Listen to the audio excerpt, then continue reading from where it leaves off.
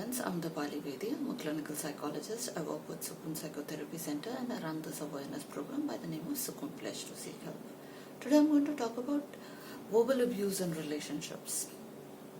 हमें सब पता है कि एक दूसरे के हाथ नहीं उठाना चाहिए, चाहे वो रिश्ते में हो चाहे शादी में हो. We even know कि आपके अगेंस्ट केस हो सकता है अगर आप अपनी बीवी पे हाथ उठाते हो.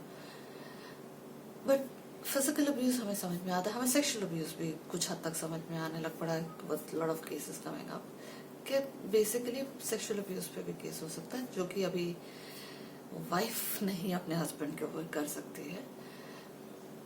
But still we understand what is sexual abuse.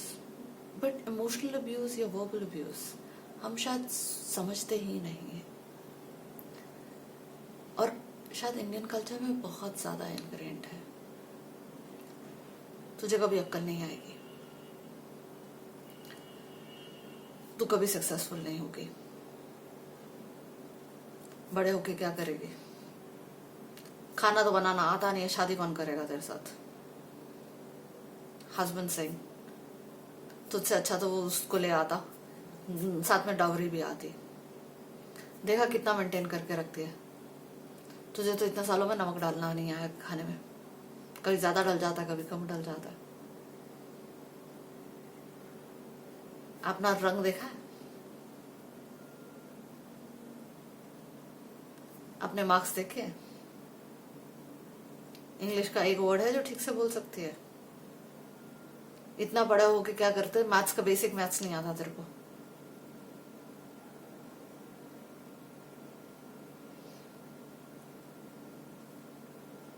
हर वक्त एक छोटी गलती और उसी वक्त उस बंदे को ये प्रूफ कर दिया जाता है कि उसकी औकात कुछ नहीं है. उसको पूरी तरह ये नीचे, उसकी पूरी सेल्फ रिस्पेक्ट, उसकी पूरी सेल्फ वर्थ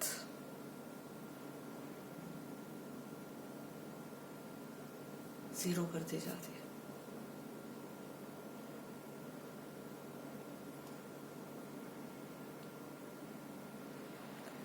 ये शुरुआत हमारे साथ में बचपन से ही हो जाती है. माँ बाप करते हैं, बहन भाई करते हैं, आस पड़ोस वाले रिश्तेदार करते हैं, टीचर्स करते हैं. ऐसी हरकतें रही तो पास नहीं होगी.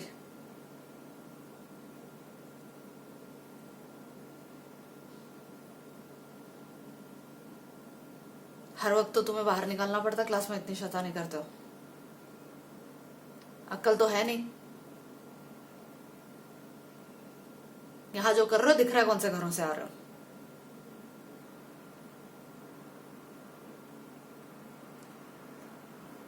सो ये जो sarcastic स्टेटमेंट्स है, ये जो sarcasm है, ये बचपन से शुरू हो जाता है हमारी लाइफ में, और एक नॉर्मलिटी का हिस्सा बन जाता है. हमारे लिए एक नॉर्मल चीज हो जाती है.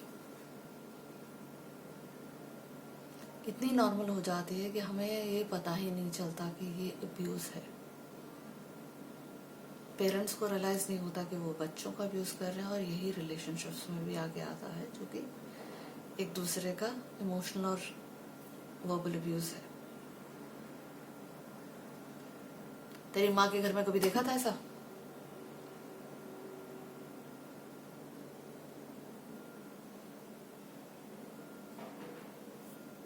What is it?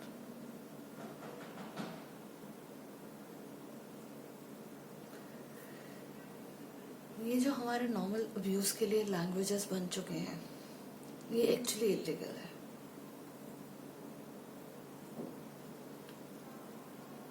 क्यों है इलीगल? क्योंकि ये सामने वाले की दिखती नहीं है चोटें, पर इतनी गहरी जख्म देता है कि कोई लिमिट नहीं.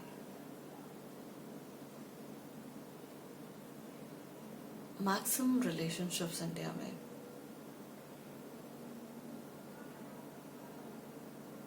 जो शायद टूट नहीं पाते हैं पर जुड़े भी नहीं रह जाते हैं, उसकी वजह ये है। थोड़े इसलिए नहीं पाते हैं क्योंकि जब तक हाथ नहीं उठाता तब तक बेसिकली 10 जनों को जाके कहे क्या कि बेसिकली उसने मुझे मारा। मार तो रहा नहीं है, हाथ तो कभी तुम्हारे पे उठाया नहीं है। तो इंडिया में डाइवोर्स लेने के लिए ढिंढोरा पीटना पड़ता है कि सामने वाला गलत है। अगर आप पूरी तरह उसको बदनाम नहीं करोगे तो आपको डाइवोर्स लीगली शायद बिना मिले और सोसाइटी एक्सेप्ट नहीं करेगी। हमारे दिमागों में तो ये बिठा रखा हुआ, तो इसलिए पूरी तरह ढिंढोरा पीटना होता है कि बेसिकली सामने वाले ने गलत किया तभी डाइवोर्स मिलेगा। और इस केस में आप क्या जाके कहोगे? वो कहते तुम्हें नमक डालना नहीं आता है। यही प्रॉब्लम आती है। बट ट्रस्ट मी, मैरिज में भी ये क्लॉज है, डाइवोर्स के केस में ये क्लॉज है, वर्बल एंड इमोशनल अब्यूज है। हाँ, अब जाके 10 बंदों के आगे जस्टिफाई नहीं कर पाओगे क्योंकि वो सामने किसी के और नहीं बोलता होगा। ये सबसे ज्यादा घर में हम ये जुबान सबसे ज्यादा कहाँ इस्तेमाल करते हैं? अपने बच्चों के साथ में जो हमारे आगे बोल नहीं सकते, और अपनी बीवी के आगे जो हमारे सामने बोल नहीं सकती, या करीबी रिश्तों में। बाकी बाहर जाके हमारी all of a sudden language बहुत सोफिस्टिकेटेड हो जाती है। हमसे शरीफ तो कोई है नहीं है, हमसे बोलने में पोलाइट तमीज वाला तहजीब वाला कोई है नहीं है। और मैं ये नहीं कह रही कि एक तरफ से होता है, फीमेल्स इवन डू दैट।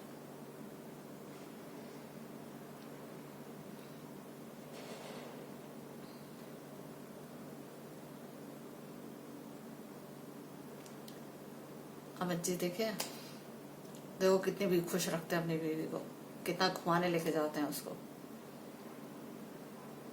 तुम्हारी बहन को देखा है? बहन को तो सब कुछ अलाउड है। मेरे टाइम पे पता नहीं क्या याद आता है।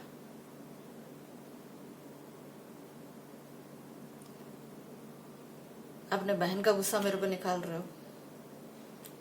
तुम्हारी माँ को तो कुछ करना नहीं होता 24 घंटे मुझे ताना मारने के अलावा।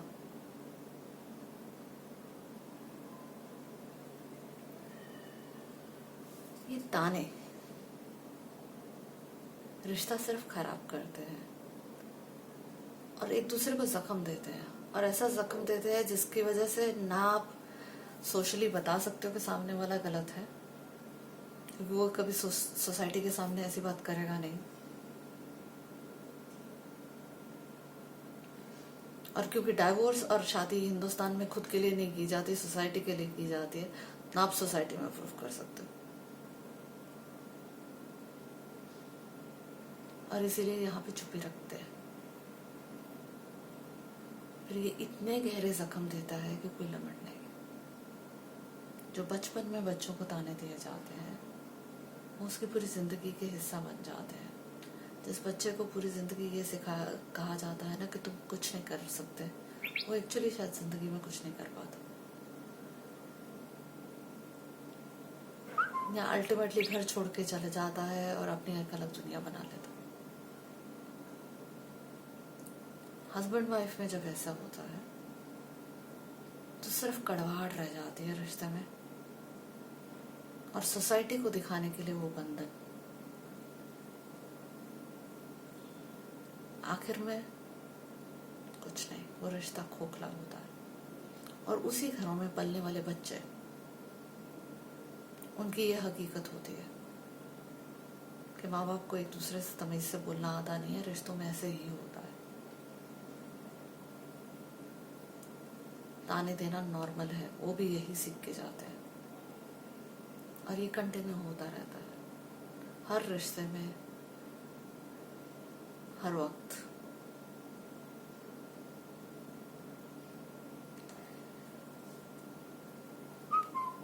मेरे क्लाइंट ने बहुत इंटरेस्टिंग डिस्कशन की. Hers is a love marriage.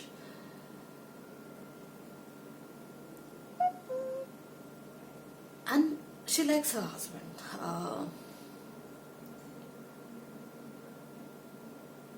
पर कहती प्रॉब्लम ये है कि ऐसे पसंद है, पर जब वो ऐसी बातें करना शुरू होता है ना, सब भूल जाता है आगे पीछे.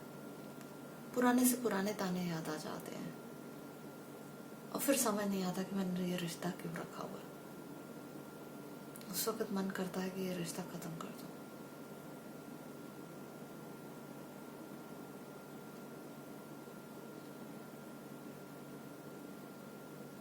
और हमें उसी केस में ये पता चला, धीरे धीरे हमने डिस्कस किया कि अल्टीमेटली उसको भी यही आदतें हैं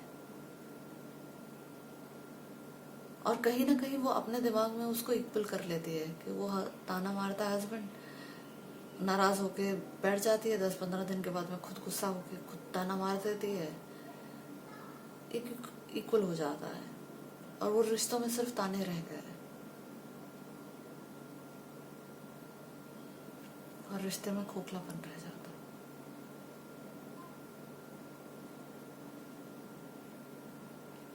आदत है कोई भी चीज ठीक से नहीं करनी है, हर चीज में कमी निकालनी है और कमी निकालनी है और ताने मारने हैं.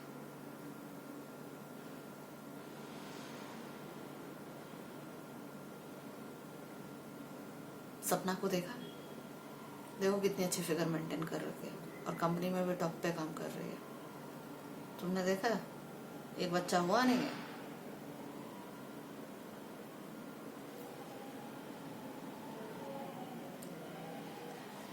ये चीजें रिश्तों को सिर्फ तोड़ देती हैं.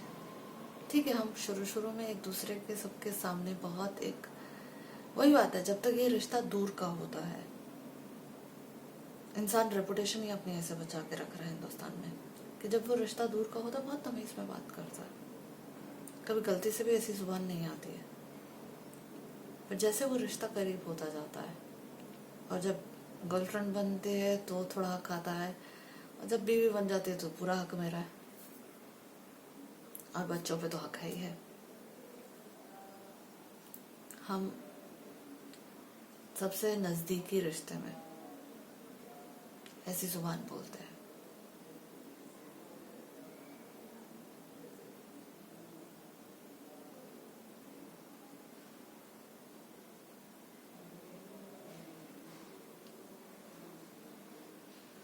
और यही एक वजह है कि हमारे यहाँ पे रिश्ते खोखले ज्यादा हैं.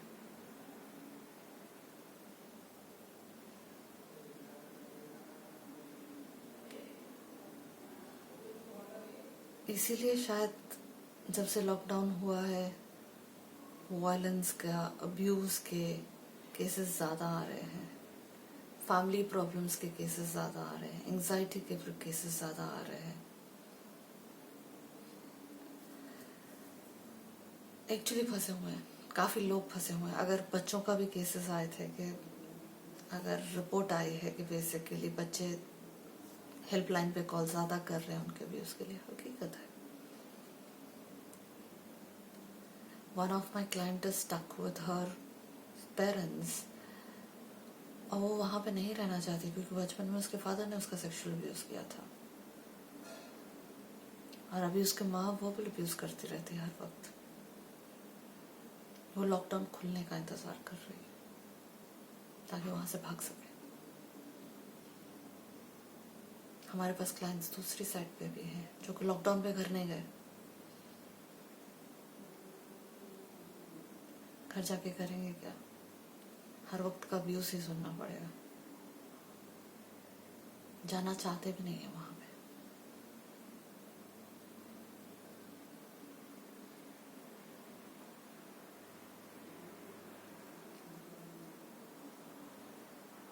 घर ही हमारे लिए एक सेफ जगह नहीं है. इसीलिए शायद एक तो वैसे ही कैद होना, लॉकडाउन होना आसान नहीं है इमोशनली. पर ये चीजें और भी ज्यादा मुश्किल बना रहे हैं।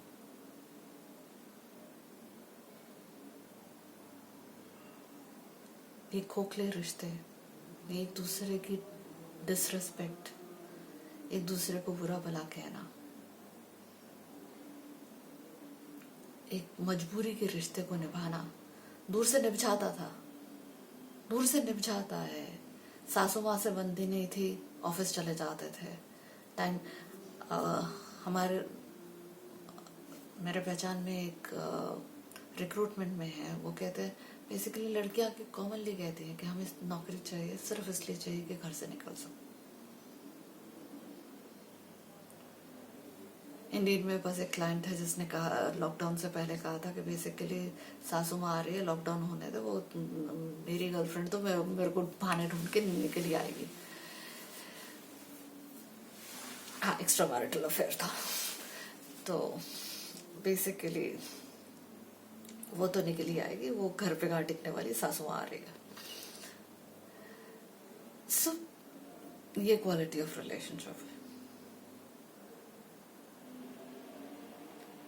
हम एक से भाग के दूसरे रिश्तों में भाग रहे हैं, हम यहाँ से भाग के वहां भाग रहे हैं और रिश्ते सिर्फ खोखले हैं।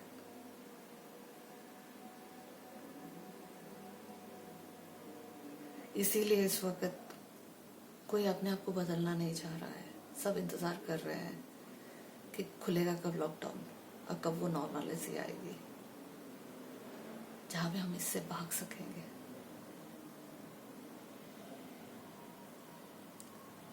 हमारे घर हमारे लिए सेफ नहीं है, वहां पे सिर्फ ताने हैं, वहां पे सिर्फ वर्बल अब्यूज है। ऐसे बहुत सारे घर हैं, बहुत सारे। I would love to hear about your comments on it. Thank you.